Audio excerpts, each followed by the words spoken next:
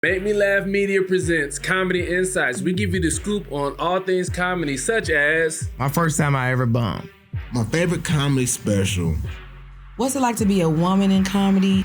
Is there a comedian that I grew up watching and I met him, I didn't like him? I don't give a fuck. Them niggas know who they is. I got on their ass about that too. Do I have any comedy groupie stories? Bro, what was that question again? You are watching Comedy Insights. This is Clayton English, and you're watching Comedy Insights.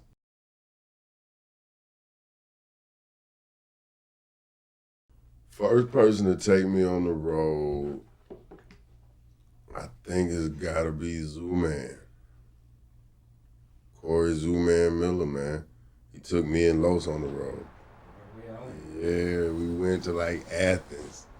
I can't remember the name of the spot. I want to say it's Sherman's or something, but it was a wing spot. Some of the best goddamn wings I had at the time. It was like the first time we really got like some bread for doing comedy. We were so used to like doing comedy in the city and getting paid $50 that, you know, he gave us 100 and we was like, okay, all we got to do is get change, but he had another 100 for us, so we got 100 apiece. That was like the first time we really was like, oh, we got 100 apiece, like so. Yeah, it's Zoo-Man. That's my dog, man. I appreciate it. Cause yeah, we was doing stuff in the city, moving around, but I don't think I had really been on the going out of town to do any comedy at that point. Like even on my own, you know, where you drive somewhere and just try to get on. I don't even think that was the idea in my mind yet. Like so, yeah.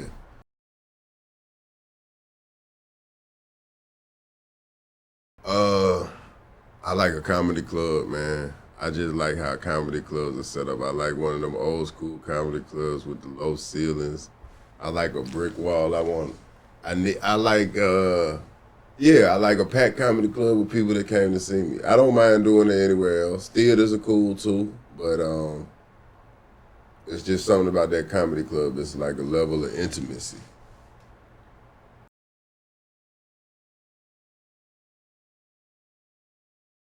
Man, the first place I did stand-up was here in Atlanta, and I can't really remember if it was the Twisted Taco or the Star Bar. I felt like I went to the Twisted Taco to get up first and never got up.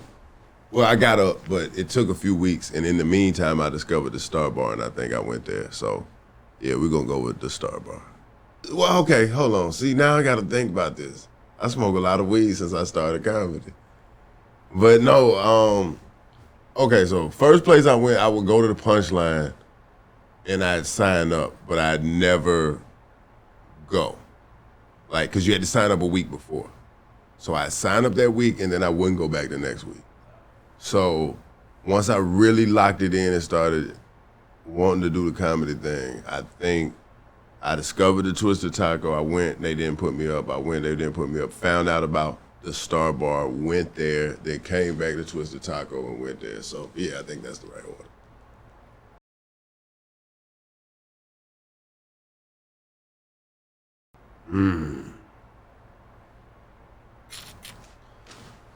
That's a good one. That's a good one, man. I like DC. DC always cool, man. Black people, smart. A little ratchet too, you know what I'm saying? Right level of street and knowledge. Not just street knowledge, but street and knowledge together. I like DC. A few other places, where else, man? Like,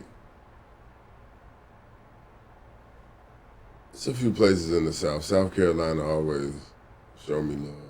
I like them. Ohio. Great crowds. Like, I don't think they ever disappoint me. I just got back from up there. Yeah.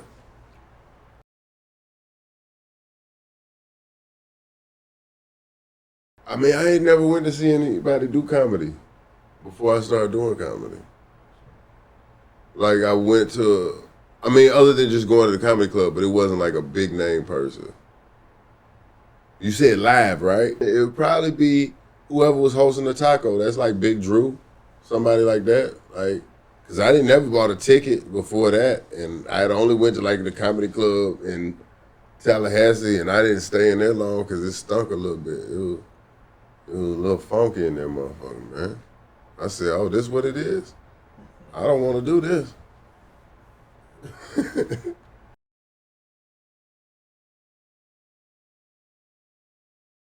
Oh man, I gotta name a few, but we're gonna throw Robin Harris in there, that 30-minute HBO special. Ain't nothing wrong with that one, man. Give me a George Carlin. Give me a Patrice O'Neal. Give me a who else I need on there, man? I need a Rich, and I probably need a Dave Chappelle. I think the Killing Them Softly. Yeah, but we just saying one, we go with Robin Harris.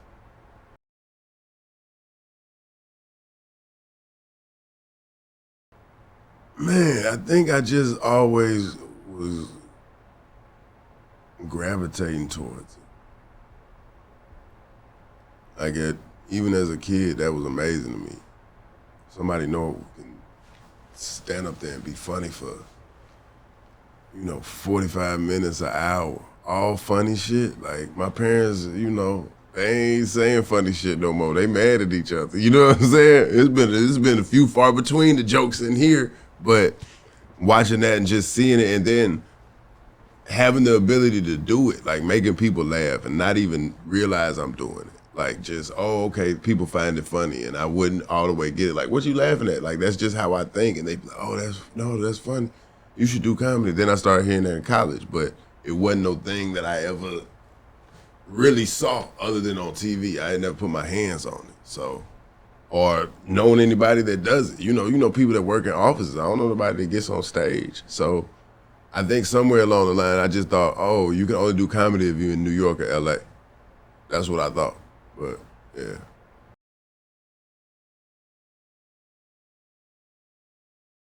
Man, my comedy style is laid back, kicking it with your partner, unassuming, smart, deep shit that's gonna make you feel better about you and your situation. So I sneak a lot of layers in there.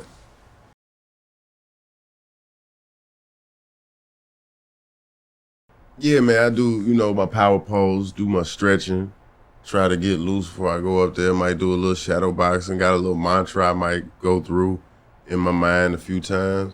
And then I'm probably, before that or after or in between, I'm probably gonna have me a good little blunt, pontificate on what I'm gonna hit them with. And yeah.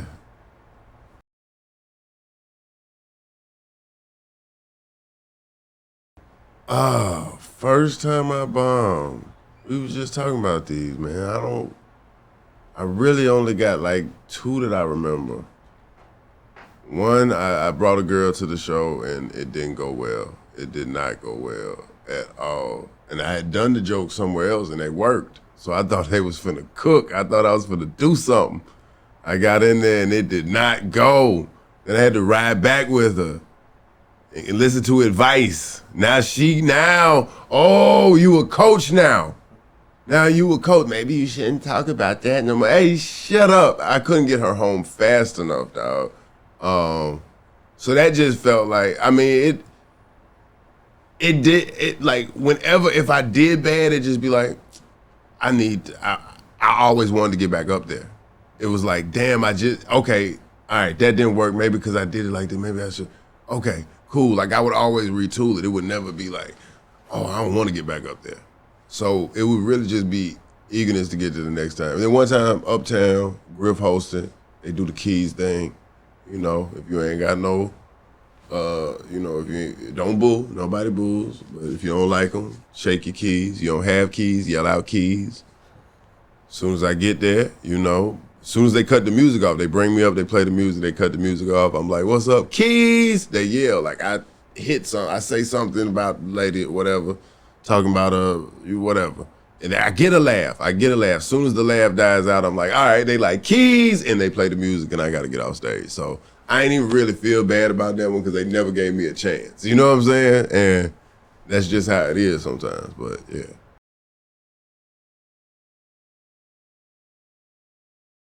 Yeah, all the time, man. All the time. That's always, interesting, man.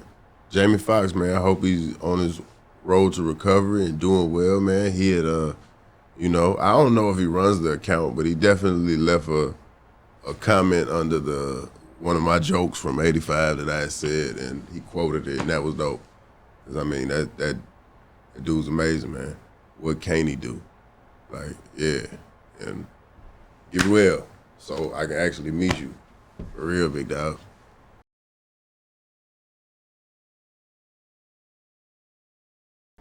Yeah, nobody really let me down, man. Like, trying to think. Nah. Let's see.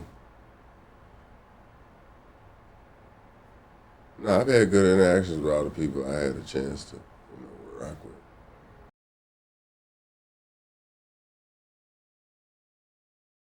No. By mistake, I think it'll be similar stuff. Like, I don't think you can steal it on mistake. You know what I'm saying? Like, I think if you had some knowledge of, like, sometimes things will be similar, but it should differentiate somewhere. You know what I'm saying? I don't know if I said that right, but differentiate, you know what I'm saying, somewhere. But, you know, like, nobody's gonna write the same sentence about the same thing. It's certain things that I think, oh, you just stole it. Now you're saying the shit, because that's what plagiarism is. No two people can write a sentence the same way. There's gonna be somewhere different. And sometimes when you hear shit and you like, wait a minute, your wording, your word choice, you're saying it, your cadence, I think all that adds up. But yeah, I don't think you can accidentally steal it.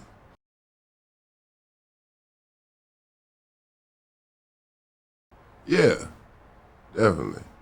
Run off with it. It's mostly the internet. It becomes somebody's meme, or they use it as a meme, or they'll say it. It's been so much stuff that's just like, but okay, I put it like this. Hey, there's things that's like just became known jokes, and you like, oh, that was me, or that came from this. Oh, okay, or people will tag you in it. Hey, didn't you say this? Or you'll just see the timing is, oh, okay, after we talked about this, you have a similar take on it. So, yeah.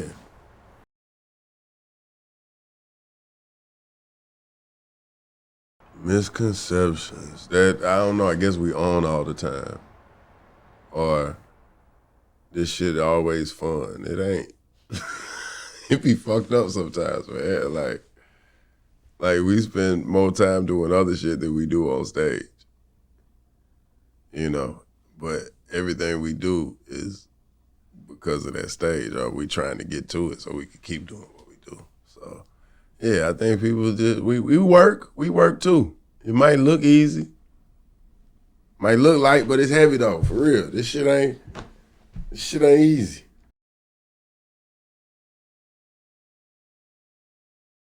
Oh man, try to figure out, RoboCop mode. I'm trying to assess the situation. Who needs to be assassinated? What kind of heckle is this? Is this just somebody talking? Is this carryover from the last joke? Are they still laughing? Or is this somebody trying to say something? So once I identify that, then I take, the action. So a heckler, I'm gonna try to eliminate him early, quick. I'm talk shit about him. Whatever I say, it goes. I got the mic. You know what I'm saying? Like, yeah, get that shit out the way and try to move on. I don't want to dwell on you. I don't want to dwell on you because I'm not trying to have, this show turn into that. Because once you get it there and we're just talking about people, it's hard to get back into what you came to do. And I don't come to fuck with nobody. I just come to do these jokes.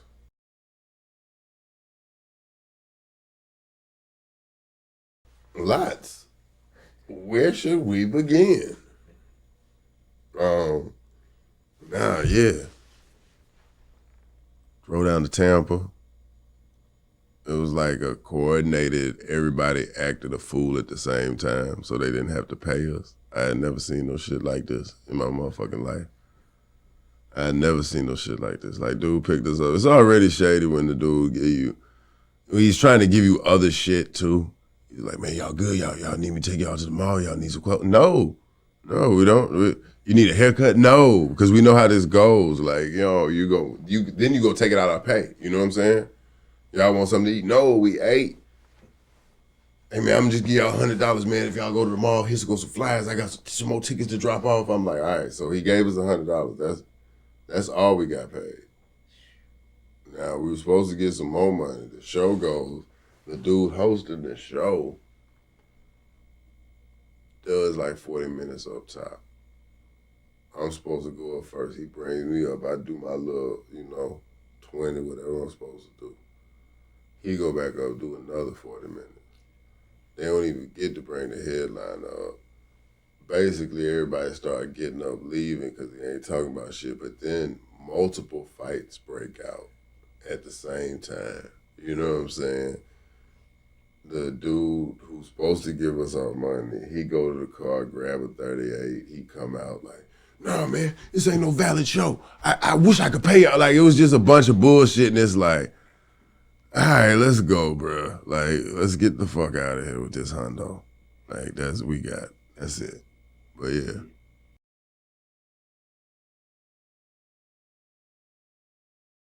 Comedy groupies. I don't get no good comedy groupies, I don't think, man.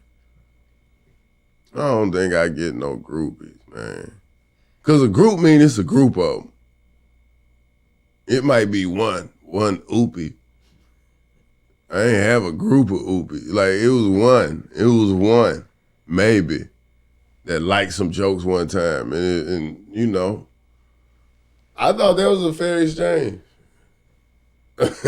You know what I'm saying? If I can make you laugh, you can give me some ass. Like, you should, right? You gonna give ass to a nigga to make you cry. But a nigga that make you laugh, you don't want to give him no ass. That's where you go wrong, for real. Yeah, get some joy in your life, ladies. You can't fuck with me though. I'm off the market. I'm busy. Unless you want to be a groupie, there's got to be a group of y'all. No.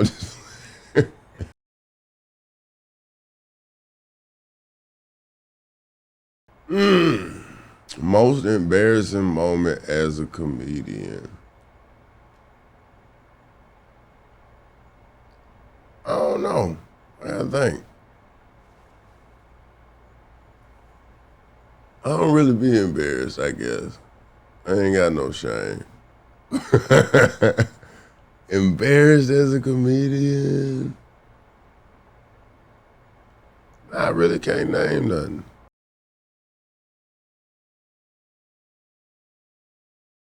Not me being a fan and screaming when I seen somebody. I can't see it. Oh my God! No, that's what I do. When my fans approach me, I scream. That's how happy I am to see them. I try to, man, get your energy up. I try to put out the energy I want to receive. Don't approach me cool, trying to dap me up. Holler, faint. Pull out a church fan. You know what I'm saying? I want hey, fall out. Treat me like Mike. Anyone. Nah, fans. I don't know, man. It was a girl that cried that I felt like was earlier on. I wasn't even doing a lot. I didn't have a lot going on. I was at the gas station doing fairly poorly. But yeah, I was at the QT, fucked off. I was grabbing shit off the grill, 2 for 1. You know what I'm saying? So hey, I wasn't at my prime, I would say. And she was geeked to see me. She cried and had tears, and maybe she had something else going on. Maybe we both needed a hug. I think we just needed each other in that moment. Like, I love you on the show. I'm like, I'm fucked up too, baby. I'm fucked up too.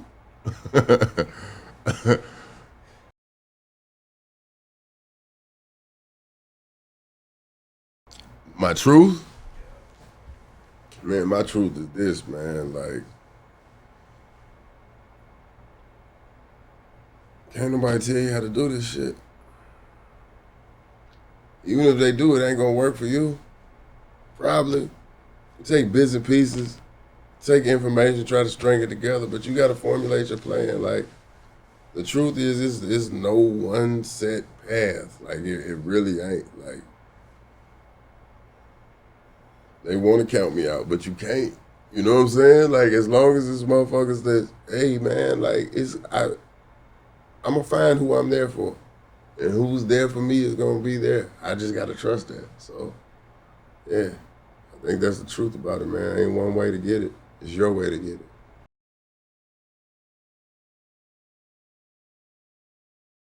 Hey, man, don't start this shit. Don't you start this shit, bruh. Hey, look at me. I'm fucked up. Was crying in the bitch's arms at the QT. No, listen, man. I don't know what to tell you. Like, I damn near want to ask them because I don't even know how it go no more. I don't even know. Like, I would tell you to get on stage. Are they even doing that? Do they have that? Like, I don't know. For me, it's get in front of. It's do it. Do that shit in front of people.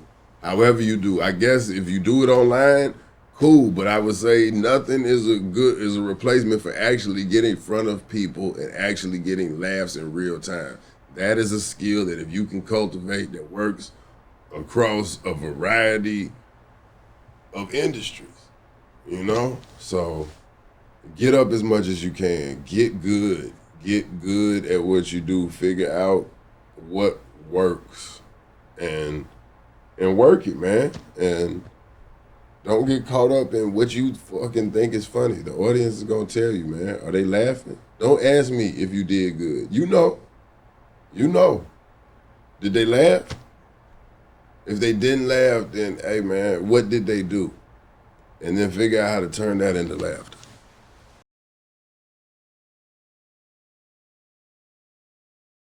Ooh, 5 underrated comedians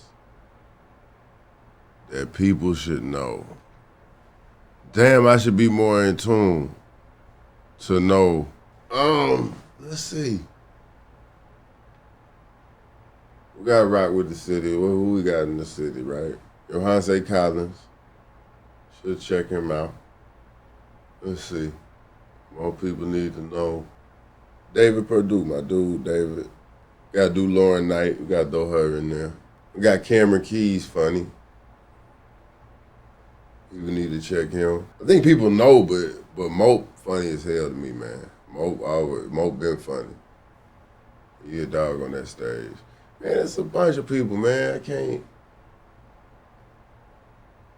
just put my finger on everybody right now, but I think that's a good jumping off.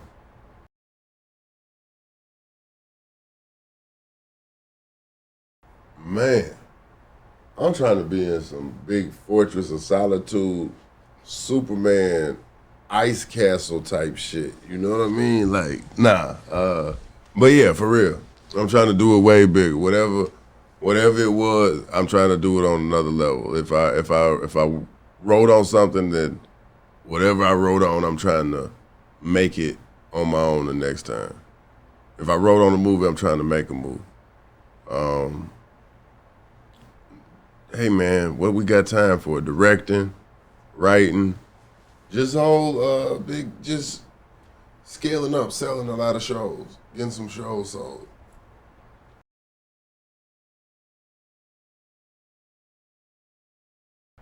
I guess the thing to say would probably be,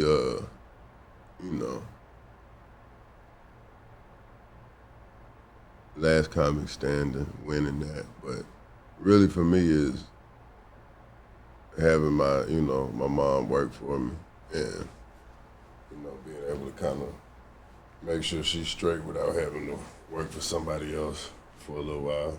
And just being able to kind of help my family when I can. I wish I could help them more, but that's coming soon. So, yeah, I think that's really my proudest thing is that, a lot of the people I had to lean on to, get stuff done when I was coming up in the comedy game, I can pay it back, and and I'm glad to do that.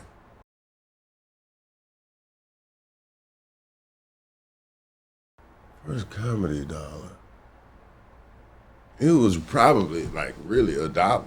Like that back then, it was probably like a dub or something like that. Like, I'm trying to think, man. I can't remember Buddy's name, but it was probably scores on Wesley Chapel. Oh, shit. Once we started going out there, and then by like the next week we went out there, we was hosting.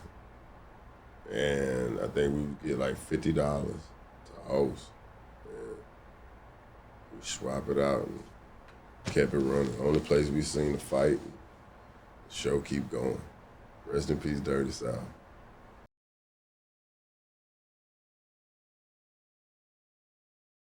Man, come on, man. One of the dopest Mondays in the area, man. Peter Street, I don't even think Peter Street was what it was when Cloud9 first started going, was it? Or it was just kind of being a little popping area, right? It was just coming around. And hey man, that was a dope spot, man. A whole little outdoor area so you could smoke but still be in there, and it was just small enough to feel packed in, and it was some of the dopest people in the city. Like, you would see like celebs would be in there and stuff. Like, you know what I'm saying, on a Monday. That's when the city used to go up during the weekday. Maybe it still do. It probably does. I just don't be out like that no more. You know what I'm saying? But yeah, to be that and what time man? Yeah, no, I love Cloud9. That was always dope. Vanessa hosting. Sometimes it might be a guest host, but man, her and the Shima used to get on each other's shoulders or some shit. They used to do that shit. It's ridiculous. I had never seen that. That's circus acts.